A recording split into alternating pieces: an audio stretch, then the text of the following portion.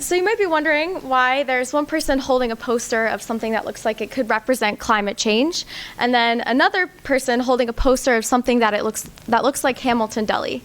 So I would, which we all know and love. So I would like to open the question to the audience of how these two things can be connected.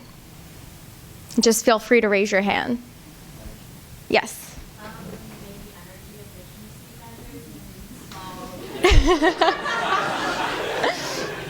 Yep, so I'm very glad that you got that right. So what we'll be presenting to you today will be energy efficiency measures that can be taken by small businesses such as Hamilton Deli and how they relate to the issue of climate change. Thank you. So I would first like to introduce our energy efficiency team, and you can see all the names here. So I'd like to go back to the question, why does energy efficiency matter? And so as you can see here, there are multiple outcomes that can occur as a result of energy efficiency measures. The one that we're going to focus on today particularly is climate change mitigation, which can be a result of minimizing the amount of fossil fuels used as an effect of energy efficiency implementation. So as you can see, the left graph represents the inputs, which are fossil fuels, going into outputs by sector. So we can see that 2/3 of the sectors in which fossil fuels are used in New York City are from buildings alone. And then we can see, if we look on the right-hand graph, a pie chart splitting these buildings up into sector. We can see that commercial is the largest sector of energy use by building type, which is why we are going to focus on this for the bill. And so here on the right, we see a graph of energy use in megacities in 2015. And we can see that New York has the highest total energy use of all megacities in the world. This is interesting because it does not have the highest population. And it's important to keep in mind that New York City per capita does have one of the highest energy efficiencies in the United States, but worldwide, it does have a long way to go. So within the explanation of this bill, we're going to use the definition provided by the Department of Energy, which is to use less energy to perform the same function. Now, going back to the issue of energy efficiency, what is being done about it?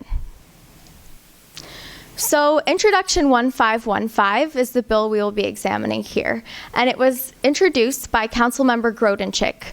It is the Energy Efficiency Program for Small Businesses bill, and the goal of the bill is to reduce fine burdens gathered by small businesses within New York City.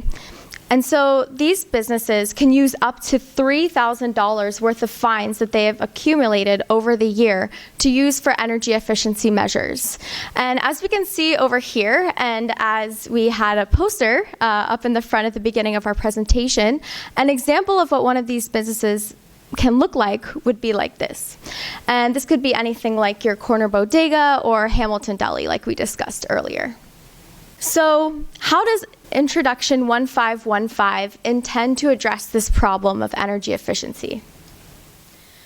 This bill introduces a minimum of 4 technologies, and you can see on the top left-hand corner, we have an image of triple-paned windows. And so these windows are designed to keep the cool in and the heat in, therefore minimizing total energy use. Then we can see in the top right-hand corner, Energy Star rated appliances. And these appliances include refrigerators and dishwashers, and they are more energy efficient than your typical business appliance. In the lower left-hand corner, we have programmable thermostats, which can be programmed to turn the air conditioning or heating off at certain times when not in use. And then on the bottom right-hand corner, we have LED light bulbs. And LED light bulbs are more efficient than your typical incandescent or CFL light bulb. Taking into consideration these energy efficient technologies, it's important to know that they have their own life cycle. So our group conducted a life cycle analysis, which shows the number of years that it is ideal to keep an existing technology before replacing it with another one. And this is a result of the carbon emissions that are used in creating those technologies. So we can see that there's a large variety in the life cycles for each appliance. Now we're going to look at what the positive aspects and challenges of this bill are. So it is important to keep in mind the desired outcomes of the bill. We've already talked about how it desires to improve energy efficiency in small businesses. It also increases the awareness of energy efficiency among small businesses to a group of people who may not typically know what energy efficiency is or how to go about it. And it also helps reduce greenhouse gas emissions, such as presented in the goals like Reforming the Energy Vision 2030, which has a goal of reducing fossil fuel emissions by 40% by 2030. Some of the strengths of the bill are that it introduces the process of behavioral change to business owners, and it also contributes to overall energy use reduction, as discussed before. It also involves small businesses in New York City's overarching energy efficiency goals. Now we look into the challenges of the bill. Some of the challenges include monitoring and enforcement, which takes a lot of time and personnel. It's also favorable to small businesses who have accumulated a greater amount of fines. So businesses who have only accumulated, let's say, $40 worth of fines in 1 year may not have as many energy efficiency measures they can take from the bill. And then there might be language barriers between the government and the business owners, because many of these owners do not speak English as their first language. In order to combat some of these challenges, we have a few recommendations. First of all, we believe that it would be important to have a pre-screening survey to assess the knowledge of the business owners.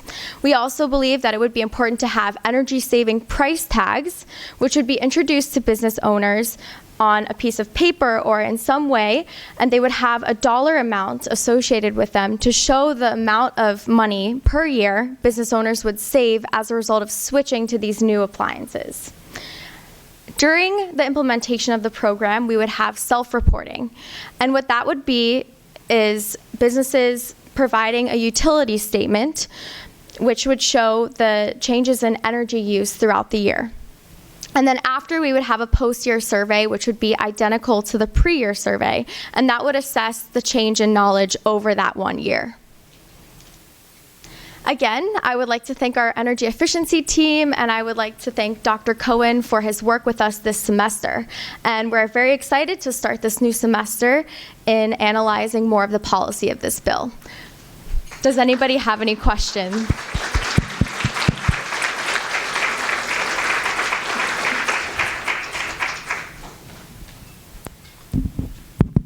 All right, thank you for the presentation.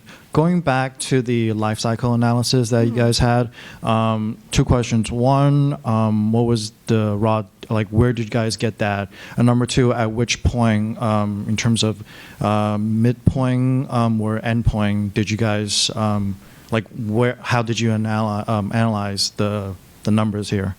Yeah, so that's a really good question. So we actually got this information. We found it online, and we were looking specifically at the fossil fuel emissions that were used in the creation of the products. I don't remember off the top of my head where we got the exact data from, but we were specifically just looking at carbon use in the creation of the product. So this actually would be a conservative estimate because we are not looking at the disposal of the product.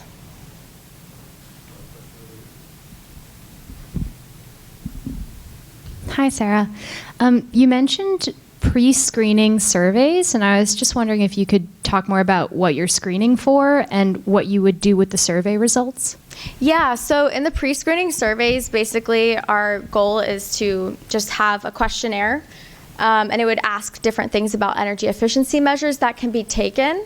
So it might say, you know, what can you do to reduce the energy efficiency in your, or sorry, increase energy efficiency within your business, and might say, you know, use LED light bulbs, I don't know, change my carpet, you know, something like that, so that they can answer these questions and we can gauge an idea of how much they already know about energy efficiency. So basically just like a survey.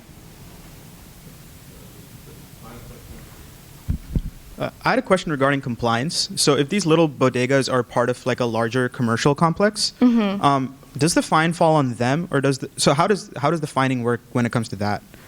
When it comes to whether they're in a larger complex? Yeah, because they have like individual problems, but sometimes it's up to the building manager or the complex manager to go about doing those changes. So when it comes to compliance, who has to follow the compliance? Yeah, so that's a really good question. I think sometimes there can be a little bit of a fuzzy line with that. So it is a little bit difficult to tell, but typically it would go to the larger complex. Thank you.